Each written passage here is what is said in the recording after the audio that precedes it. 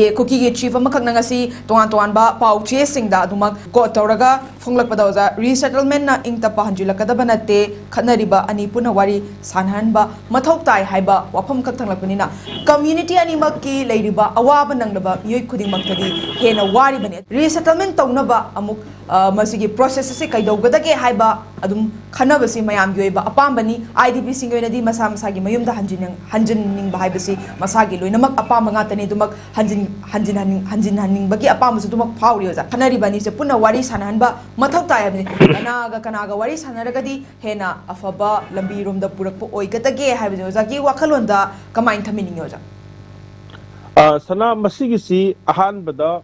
अखोगी हाना former minister अखोगी कनोगी Shri कनो अखोगी खेमसा महागना हंदकी उखुलदा बागी cookie गी बागी लाइबा रिसेटल बाखोगी रिलीफ के बमदा संगम बसे मसी यामना अफब खोंथांग निया हाना अहानबा थमजगे मरमदी मसिदा आइदा it shows his courage is a statement political statement म पिरैबनी हाइदी साइकी कोई मणिपुर बसी as MLA as a minister Manipur अपुन बगिनी मिनिस्टर ओर मिसे MLA सी अखोगी सिंचेमई देगी कारप तारगसु एस ए मिनिस्टर ओइना मणिपुर की कम्युनिटी क्लिबकी रिस्पांसिबिलिटी लेरिबनी अदुना एस MLA मोइना मैतै की कम्युनिटी ओइ माना यौजरबसु कुकी सिंगी अवाबा आइदि आयाम दर रिलीफ केम लेरि सिंगी इम्फाल दा हाना लेरंबा ngaktani aduna ngasagi मखोई की अवाब से हाइदे कम्युनिटी की लीडर अतोप अमन हाइदे हाना कुकी मसेन वाली सानबा अदुगा कुकी MLA मैम सिंगना मखोई अवाब ताबदुदी हाना ममांगदे थो लाए अदु कुकी सिंगी बागी रिलीफ कैम्प दा महाकना उखुल द चलुरकांदा मागी पारमोइना माकी प्रजा अमनी हाइदे मांग चंगन बसे मसिना ताइबसी कइनो हाइ कांदा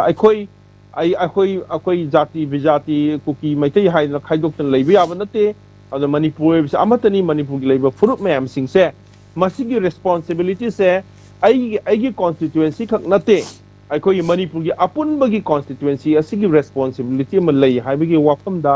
महाग लाकपनी हाइना खली अद मसी यामना करेजेस ओइबा आइदी ngसागी रिस्क फैक्टर ओइरिबनी समना हाइबदा अखोई मणिपुरदा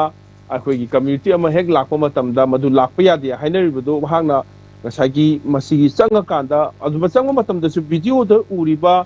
लाइबा मयाम सिंग यामना हराउना तामना ngसागी अखोइदा आशा अमा हाइदि अकरम कांदा आइगी युमदा हनबा फंगदगे इम्फाल दा हनबा फंगदगे चोचामपुदा लेबा सिंगनसु अखोइना करम का हनबा फंगदा हाइबगी वाखनजी सही अनि मखाई अहुमसी वाना लेबा मतमदा सिगी